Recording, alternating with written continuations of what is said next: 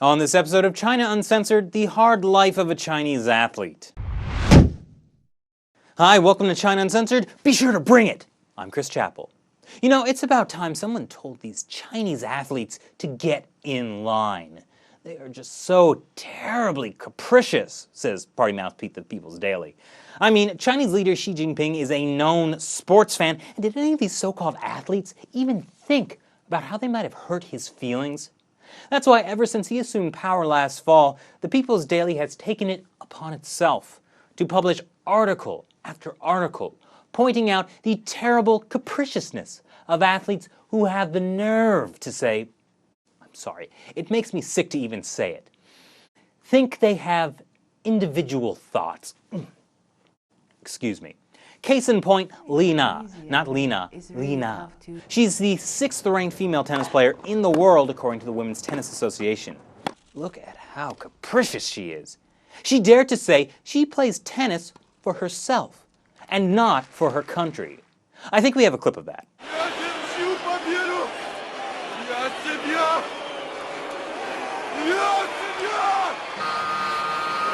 Oh no, sorry, that was Rocky IV. Apparently, she thinks her wins and losses aren't a matter of the greatest national importance. Well, let me tell you something, Li Na. According to an unnamed Chinese Tennis Association official, China invested more than 10 million yuan into your training. That means you're a slave of the state, and every breath you take belongs to the Communist Party. All this independent thought. So, the way sports work in China. Children are rounded up at an early age, and those who look like they'd win trophies are pulled aside. The best of that group are put into a group of similar kids selected from around the country. Then the best of that group train every day, non-stop until they win trophies. That's their job. They exist to win trophies and titles for China. That's basically what happened with martial arts movie star Jet Li. When he was in 1st grade, he was put in a wushu class. After a year, almost 1,000 kids were cut, leaving him and about 20 other students. After he won his first national competition, he was pulled from school so he could be trained non-stop. And these kids, it didn't matter if you were injured, you still trained.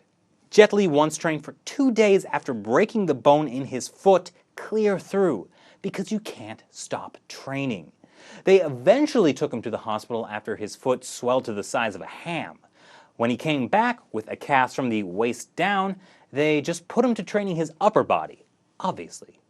You might be getting an idea of why Li Na's statement about actually enjoying tennis for herself would cause some waves, and why, after she won the French Open in 2011, the Central Propaganda Department issued orders to Chinese media to, quote, stop hyping Li Na's win. Might give the other slaves, excuse me, athletes ideas. There's also a lot of money involved for the Chinese regime. Now that Li is independent, she only has to pay 12% of her winnings to the government, instead of the usual 65%. Yao Ming had to give the Chinese government 8% of his total NBA earnings. They even sold the rights of his image to Coca-Cola despite never getting his permission, and despite that he already had an endorsement deal with Pepsi. Then there's Project 119. That sounds really scary. Project 119. It was created to train gold-winning athletes ahead of the 2008 Olympics in China. 119 refers to the total number of gold medals China was competing for, specifically in sports that China didn't traditionally excel in, like track and field and sailing. So these kids are basically taken away from their parents, given no education, and trained to the point of debilitating injury for national pride. So here's a quick rundown of the cost of China's athletic machine. Olympic gold medal winner Wu Minxia was so isolated from her training, she only found out after winning her 3rd gold medal that her grandparents had died and her mom had cancer. Her father said the family didn't want her Olympic prospects to suffer, so they kept her family tragedies a secret. That might be just slightly better than what happened to weightlifting champion Zhou Chunlan, whose coach gave her nutritional supplements that turned out to be male hormones. She started to realize something was wrong when she and her teammates started growing facial hair. She's infertile now.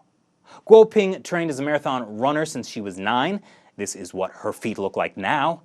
Now, the thing is, after these athletes retire, they're usually crippled and uneducated.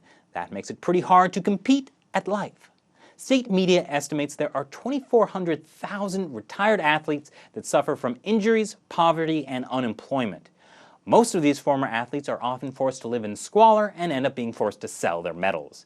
That's what happened to Zhang Shangwu, a former gymnast champion. He was selected to become a gymnast by the Hebei provincial government when he was 5. He couldn't make the Olympics because of an injury.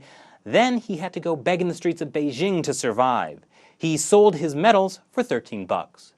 This guy won 40 national titles and 20 Asian titles in weightlifting. He died at 33 because of medical complications related to sleep apnea.